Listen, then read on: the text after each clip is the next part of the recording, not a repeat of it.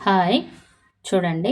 First నేను చుట్టుకొలత తీసుకుంటున్నా. హామ్స్ చుట్టుకొలత. సంఘ భాగం మొత్తము రౌండ్ అప్ చేసుకుంటున్నా. 6 ఉంది.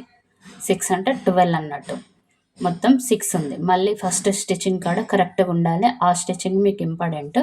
నేను ఫస్ట్ ఒక 6 దగ్గర మార్కేసుకుంటున్నా. ఏ విధంగా ఒకసారి చూడండి. నేను క్లాత్‌ని 2 మడతలేసేసాను. హ్యాండ్‌ని ఎప్పుడైనా మొత్తం ఫోల్డింగ్ 2 మడతలు రావాలి. ఇలా మొత్తం 4 మడతలు ఉండాలి క్లాత్ అక్కడ. నేను 2 ఇంచెస్ దగ్గర కూడా ఒక ఎక్స్ట్రా మార్కేసేసాను. ఇప్పుడు హ్యాండ్ పొడవు మాక్సిమం 3 ½ ఉంది. మనం ఒక 1 ఇంచ్ ఎక్స్ట్రా తీసుకోవాలి. 4 ½ 4 ½ దగ్గర ఒక మార్క్. ఓకే. 4 ½ దగ్గర ఒక మార్క్. 4 ½ నుంచి తర్వాత హ్యాండ్ ఇది ఒకసారి స్ట్రెయిట్ లైన్ కొట్టుకోండి. స్ట్రెయిట్ లైన్ కొట్టుకున్నాక హ్యాండ్ లూజ్ చూసుకోండి ఫస్ట్ బ్లౌజ్‌ది. హ్యాండ్ లూజ్ ఏ విధంగా చూసుకోవాలి? ఇట్లా. మనము 2 మడతలేసి చూస్తున్నాం కాబట్టి 5, లేకుంటే చుట్టుకొలత తీసుకుంటే 10 ఉంటదనమాట. ఇది 5 దగ్గర ఒక మార్కేసేసుకోవాలి. ఇది కంపల్సరీ అండి. హ్యాండ్ లూజ్ టైట్ అయ్యేది ఇక్కడే కరెక్ట్‌గా ఉండాలి. ఆడికి టేప్ కరెక్ట్‌గా పెట్టుకోవాలి. 5 దగ్గర ఒక మార్కేసుకొని ఎక్స్ట్రాగా మళ్ళీ మనము 2 ఇంచెస్ దగ్గర కూడా ఒక మార్కేసేసుకోవాలి దాన్ని. 2 పాయింట్ ఉంది కదా! అక్కడ కూడా ఒకటి.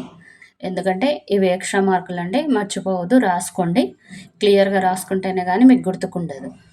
ఇది నేను ఒకసారి మళ్ళీ చెక్ చేసుకుంటున్నాను. 6 ఆర్మ్స్ కొలత 6. 6 నుంచి ఫస్ట్ 2 కాడ ఒక మార్క్ ఏసుకుంటున్నాను. ఇది హ్యాండ్ డౌన్ అప్ కావడానికి.